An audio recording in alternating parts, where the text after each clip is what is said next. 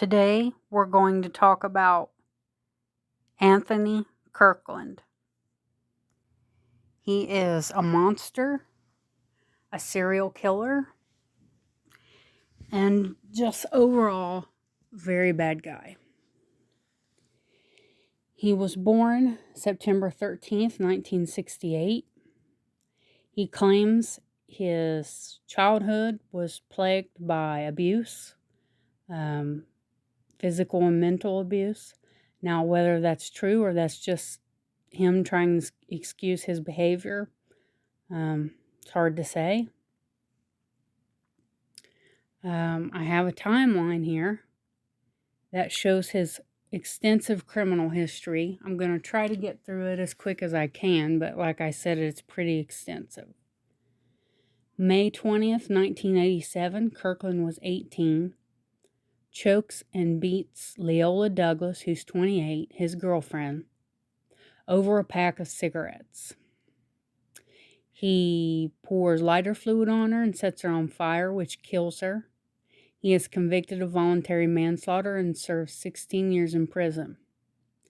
September 3rd, 2003, he's released from prison. October 25th, 2004, he's released from parole. January 25th, 2005, he gets accused of raping a neighbor at knife point, but a jury acquits him in October 2005. May 11th, 2006. The body of a 14-year-old girl named Cassandra Crawford is found burned in Avondale. Kirkland becomes a suspect. June 16th, 2006, the burned body of Mary Jo Newton, who's 45 years old, is found behind a vacant lot in Avondale, and Kirkland also becomes a suspect.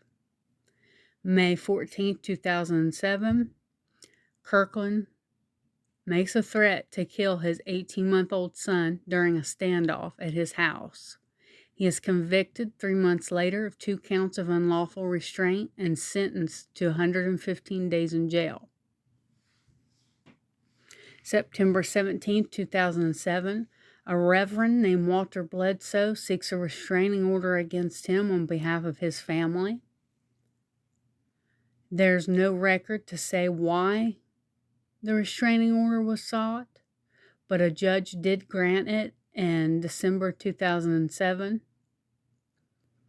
September 26, 2007, Kirkland has a girlfriend who he then goes and solicits sex from her 13-year-old daughter. He gets convicted March 2008 and has to serve a year in prison. He is deemed a sex offender, which requires him to register his address with the sheriff's office. October 20th, 2008, he's released from prison. He's ordered to spend 5 years on parole. He enters a halfway house and over the Rhine. February 27, 2009, he fights with another member of the halfway house. The managers of the halfway house kick him out for not following the rules, but they do not notify his parole officer for 2 days, and Kirkland does not register a new address with the sheriff as required by law. March 1st, 2009, Kirkland breaks into an address and hides in the bathroom and attacks a man with scissors and stabs the man at least 10 times. The man survives, but a warrant is issued for his arrest for aggravated battery and felonious assault. March 2nd, 2009. The parole officer is notified of his release from the halfway house and begins looking for him. March 4th, 2009. A second warrant is issued for his arrest because he failed to register his address with the sheriff. March 5th, 2009. Kirkland threatens Roberta Baldwin, the mother of his child, with a knife. Another warrant is filed against him on charges of domestic violence and violation of a protection order. March 8th, 2009. Esme Kinney, who is 13, goes for a jog near her house. At 4:15, her parents report her missing. At 11:30, police find Kirkland asleep against a tree in the woods near Esme's house. He has her watch and iPod in his pocket. March 9th, the police find Esme's body in the woods, 100 yards from where they found Kirkland asleep. She was strangled and the lower part of her body burned. Her attacker had attempted to sexually assault her. Police arrest Kirkland and charge him with murder. Okay. So now I'm going to talk about what happened when they arrested him. So Kirkland was pretty adamant that he had nothing to do with Esme's death or the other girl's death. But as the interview goes on, they start to break down his defenses. And they start using his son against him, saying, what if this was your child that was found or was missing? You know, what if something bad happened to your son? And eventually, Kirkland does break down.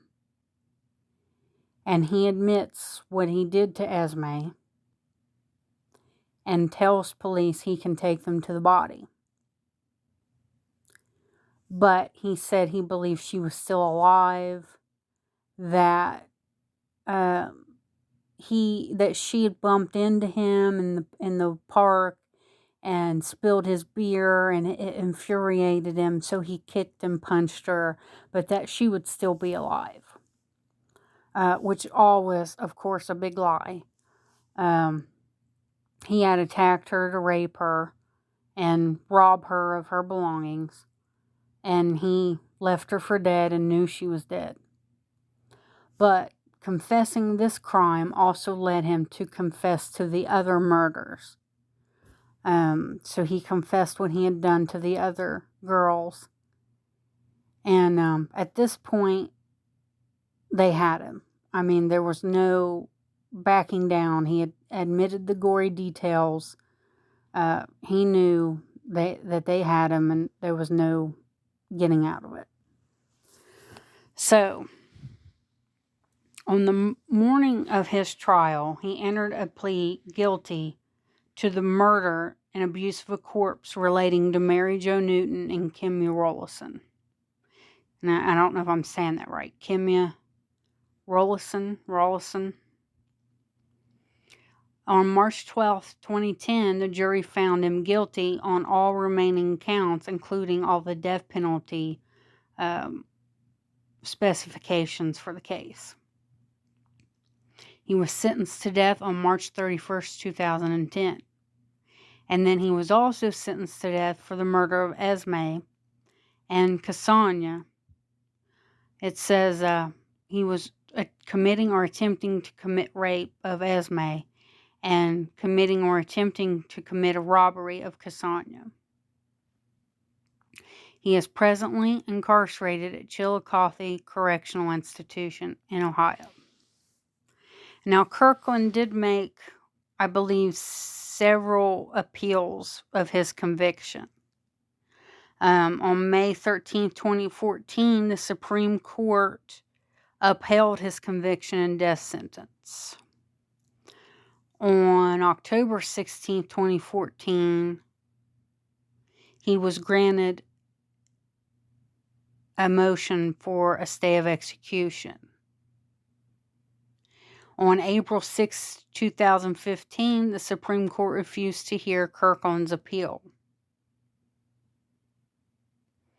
On May 2016, the Supreme Court granted a motion for a new sentencing hearing.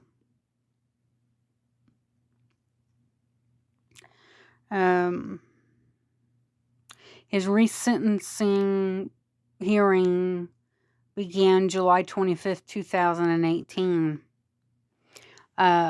the jury recommended death again.